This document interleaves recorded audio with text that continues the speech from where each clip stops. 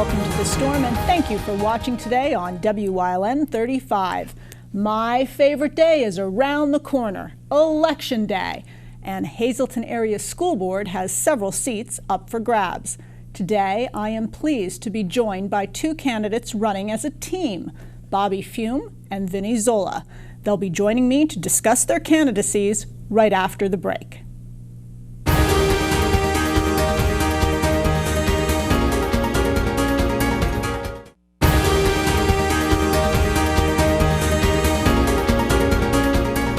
Welcome back to The Storm. I am so pleased to be joined today by two candidates for Hazleton Area School Board. Sitting directly across from me, Mr. Vinnie ZOLA, and sitting next to me, Mr. Bobby FIUME. Gentlemen, thank you for joining me. Thank you for having us. Yeah, thanks for inviting us. Yeah, well, first time here on The Storm set, so get ready. It's going to be a bumpy ride. No, it won't be bad. I wanted to first start out, especially since you're both first-timers on The Storm, even though you're rather familiar to much of the Hazleton area, I want really, for those not familiar with you, to get to know a little more about you. So I'm going to start asking the same question to each of you. I'll start with you, Bobby. If you could tell us a bit about your connection to the greater Hazleton area, as well as your business background. Sure. I'm a lifelong resident of the Hazleton area. I served for about 10 years on council in West Hazleton Borough. I was president of council for many years. I worked years ago, right out of college, I worked in the office of State Rep Corey Stevens, back when he was state representative. And these last 7 years I've been serving as executive director of the County of Lackawanna Transit System. So I run the bus system up in Lackawanna County, but prior to that, under Lou Barletta's administration, I was the director of Hazleton Public Transit. Okay. For 8.5 years. Okay. Okay, so you've done quite a lot. Yes. Of community service. Yes, I have. Okay. And Vinnie, how about you?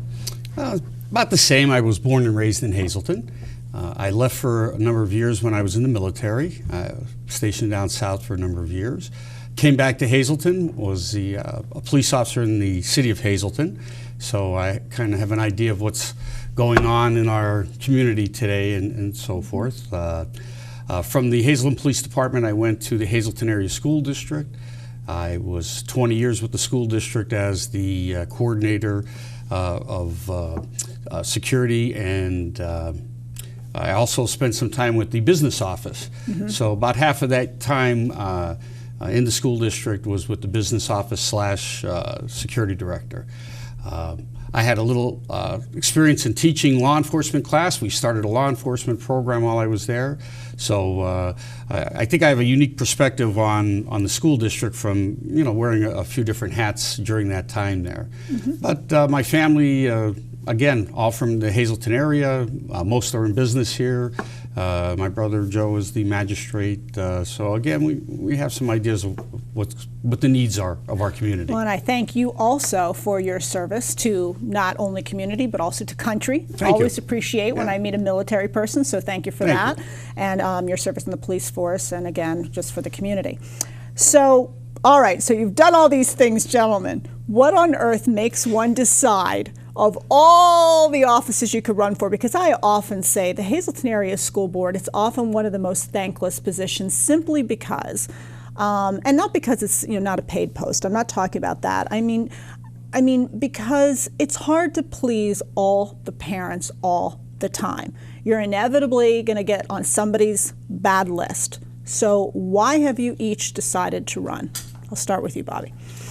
Well, as I said before, I'm a lifelong resident of Hazleton area, and I just saw the need. I wanted to get back involved in the community and try to better the community. I know there's a lot of negative things going on in the community right now, and I looked at the school board and said, I think I could do well there. I could help improve the school district. It's about the children, and that's what I'm worried about, getting them the proper education, getting the teachers the tools they need to provide a good education, quality education for the children.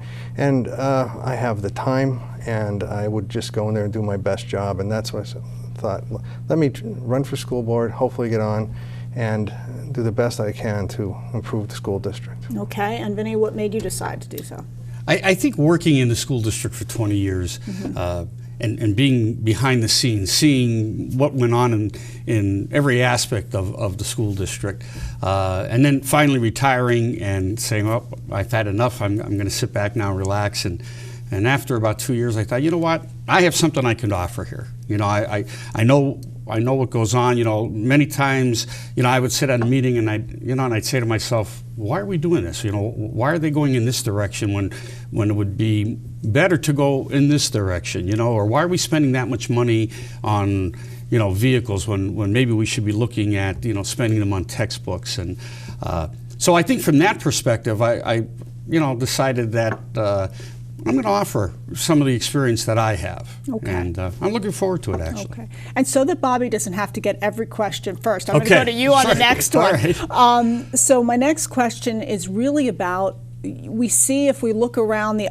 area, certainly during the primary, we see signs with both your names on them. You've obviously come on the show together. You've decided to run basically as a team.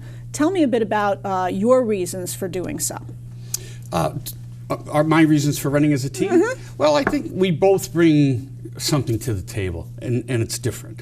My experience in law enforcement, in setting up the school security, in working in the district, combined with Bob's side of business management and running multi-million-dollar, you know, budgets and all, I think together makes us a great team. Mm-hmm. You know, it's the yin and the yang part of it. Mm-hmm. And I, for one reason, I think that's our goal. Okay. Do you have anything to add, or? Well, I agree with Vinny. You know, Vinny has a security background. He's been in the school district. We both care about our community. We care about the children. I have the background in business administration and in finance and running multi-million-dollar budgets. And when I thought about running, and I heard Vinny was thinking about running, we decided to get together, and we talked for a while, and we decided, hey, we're on the same page. We both understand what the problems are facing the school district, and we are both in it for the right reason. Mm-hmm. to do good for the school district, to better it and help the children. And so we said, you know, let's run together. Well, and the nice thing is, too, it certainly is fiscally wiser. I mean, if fiscal responsibility is something that you're interested in, it's fiscally wiser to put two names on campaign boards. I mean, you're cutting your costs in half, because campaigning is never an easy or inexpensive process. So that's a benefit. That's true. Now, one of the questions, though, people may ask, they may say, okay, so you're running it as a team. Does that mean that ZOLA and FIUME are always going to vote as a team? I'm going to tell you right now, we don't always agree on anything. You know, we have meetings, we talk on the phone. So it's like a marital team. We hang up on each other at times. No, I think we're both individuals. Mm-hmm. We have strong wills. I think both of us know what we want when we want it. Okay. And but I think, again, that's the nice part about it, because we can agree to disagree. Mm-hmm. And we still talk, and we're still able to come to a happy medium, and that's what's important. Too often I watch the board, they get into a disagreement, and then they don't talk anymore, and then who suffers? You know, the students suffer, the parents suffer, because the board is no longer communicating. Right. So we talked about it right from the very beginning. We don't have to agree on everything, but we need to communicate. Okay, that's a fair answer, and with that answer, we're going to go to break. We will be right back on The Storm.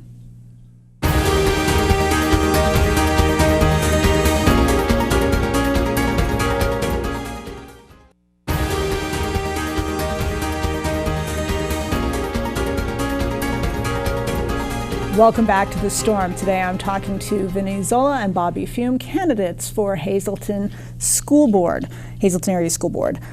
So what I would like to do is, you outlined in the first segment of the show your backgrounds in terms of your expertise in security and safety and in financial matters. I want to dive into each of those areas a bit. So I'm going to start with you, Bobby. If you could share with the audience what your top fiscal concerns are about the district and any ideas that you have specifically to address those concerns. Well, obviously, finances in the district is a major concern. As you can see, you know, the school board is running with a deficit, and you need to make up that money somewhere. You can't keep taxing the people No. Especially when you have, and it's everyone, not only senior citizens, but especially senior citizens. My campaigning, I've seen and talked to them and been in houses where they're choosing if they're going to get their medication or they're going to pay their oil bill or their taxes. It's tough, and you just can't keep throwing the burden on the taxpayer. So one of the things we have to do is close the checkbook on frivolous spending. There's money that's being wasted at times. Building projects that are overruns and change orders, and money's being frivolously spent in places. And I'm hearing stories from teachers that they don't have the books necessary enough to teach the children. So instead of wasting the money in other areas, you need to stop that. You need to close that checkbook, and you need to make sure that the teachers have the tools necessary to educate the children properly, because that's why we're here. It's for educate children. So is one of the main areas, I mean, you just mentioned in terms of frivolous spending, you're talking about some of the buildings and that there have been sort of having to redo projects, et cetera. Projects. Are there any other specific areas right now, or do you have to be more in the seat to understand? You have to be in the seat to understand more. So I don't want to say things that may be out of line, but that's basically where we're looking at. Okay. But you would be, is there anything that you would be opposed to cutting in order to, is there any area that you won't cut for sure to try to save Well, I money? absolutely wouldn't cut anything having to do with the education of the children, anything to do with providing the textbooks or anything like that. We got to look through the whole budget before, people look at raising taxes. You got to look through the whole budget with a fine-tooth comb, and there's areas that you could save some money. Okay. I want to ask you, Vinny, a bit about security, because obviously, and sadly, there have been some various issues, whether it's been, security breaches through security systems that we didn't even have when I was a kid, That's right. and things that we've had to employ. The district recently had a number of school district specific police officers that they've decided to let go. They've cut back. I'd like to hear your thoughts on those cutbacks and your thoughts on the concerns as related to security for the district. Okay, I guess I'm going to go back 20 years when I was first hired by the district as the security director. There was no security department. There was one security officer stationed at the high school who was basically employed by a private company that the district hired.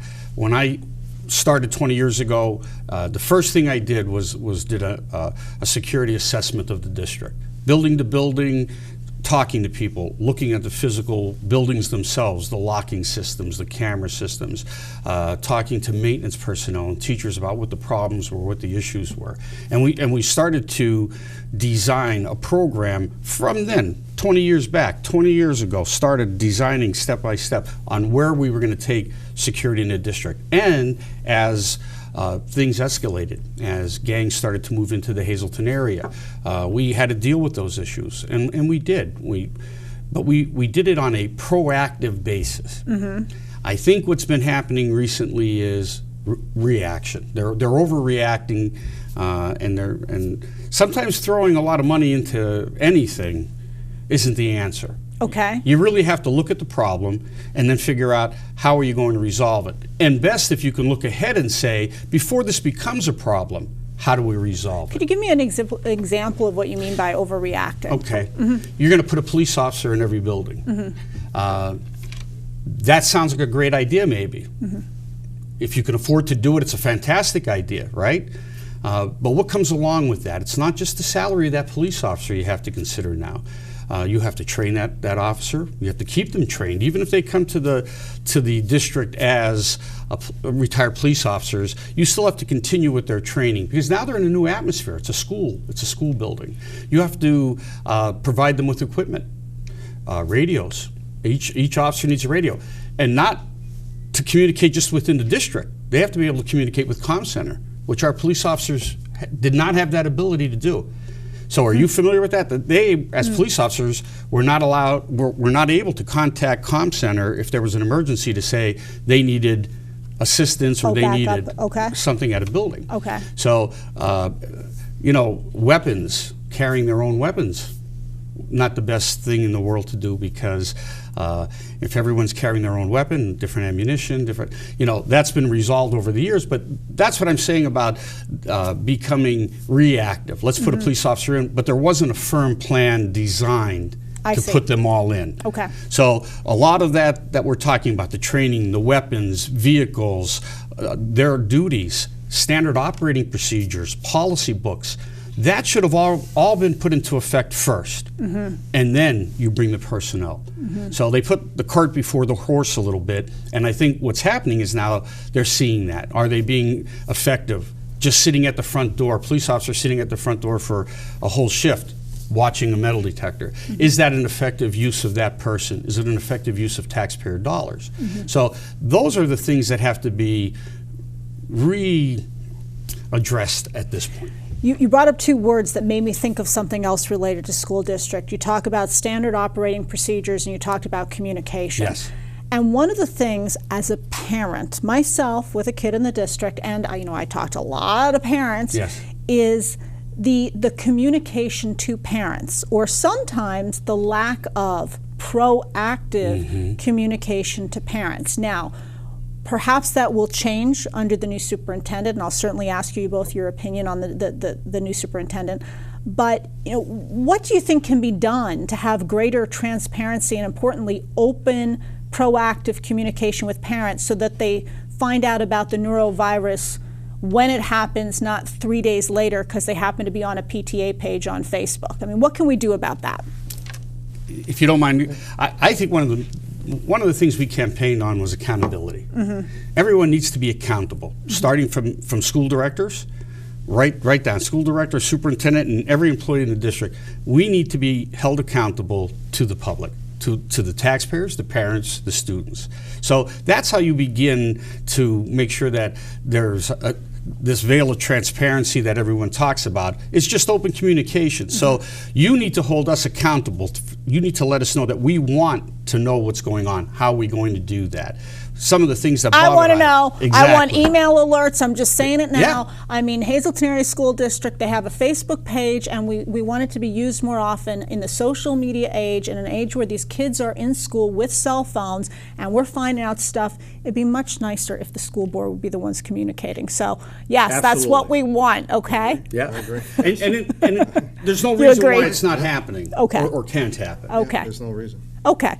With that said, we're going to take a break. We'll be right back on The Storm.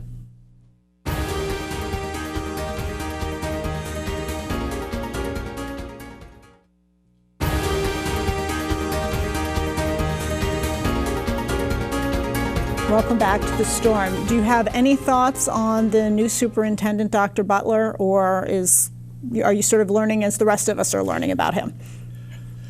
I think working on the budget committee a little bit with him, he certainly has knowledge of school districts and operating, but it's all really good. Too soon to tell. It's too soon to tell, and Okay. obviously support him, and hopefully he does a great job for the district. I want to ask you a bit. Obviously, we have low ratings academically in the district, which is most unfortunate. What can you do? Are you planning to do? What will you make an effort to do to help raise those academic levels? Once again, it's going to be accountability. We need to hold everybody accountable from the top down. We need to provide the teachers with the tools necessary to provide education, quality education for the children, and that's part of it. You provide the quality education, your scores are going to go up. And as we're providing the quality education and providing the tools necessary, we have to keep the taxpayers in mind also at that point. But that's what we need to do. We need to provide the support for our teachers, our staff, our administrators, to do and let them do their job, support them, and get them what they need to do to provide this education. Not micromanage. Not micromanage. I mean, I think it's important to know that I don't think the board should micromanage, because then people start worrying, well, what does that board member want me to do? This is what I think, but what do they want me to do? Absolutely. I would want to see a plan. I would want to see a plan from the superintendent and his staff on what is your plan to raise these scores? Give me a goal. What is it going to be the first year? Give me a 5-year plan. You know, nothing can happen overnight. Right. You know, We get this plan and we hold them accountable Exactly. to this plan. Okay. Speaking of, I'd like to know, and I know you guys wouldn't know this off the top of your heads, but as a parent, I'd be curious to know what it costs. You're talking about saving money. What it costs to print things in both English language and Spanish language for students. And I recognize that many of our students have Spanish-speaking parents. I understand that. But in the same token, having to print everything in dual languages is costing the taxpayers of this district, which we are in America, and English is our language here. It's costing us a lot of money Correct. that perhaps we could save. So I'll be curious for you, if you get elected and you come back, I want to know how much that's costing us. We'll come back and let you know. Okay, I want to know that. I want to give you the opportunity, we have about a minute left, to really each have some time to summarize why people should vote for you. Because even though you're running as a team, you're individuals, so I'll give you each 40 seconds or so. I'll start with you, Bobby. Well, I think I'm qualified to run for the position of school director, and when elected, I will do my best. Obviously, I'm looking to do what's right for the school district, to better the school district, to help better the scores, to provide the quality education for the children, and provide the teachers and the staff and the administration the support and the tools they need to do their job. And also protect the taxpayers and their money, their dollars. Okay. So that's why I'm in it, and just to do the right thing. Okay, and Vinny, you have about 30 seconds. no personal agenda. I have no personal agenda. What I want to see is what's best for the students and the taxpayers. I want people to start thinking outside the box. I want the employees to start thinking outside the box. How do we make things better? What dollars do I have? How do I get the most out of it? If you have to step outside the box to do that, we support you to do that. Okay, and gentlemen, they could find you both on Facebook, I assume. Do you have a website or just Facebook? Just Facebook. Facebook, okay. Well, I wish you both the best of luck in the upcoming election. Thank you. You are welcome back anytime. And remember, folks, when you look around and you don't like what you see, don't complain about it. You can do something about it. You can vote. Thank you for watching.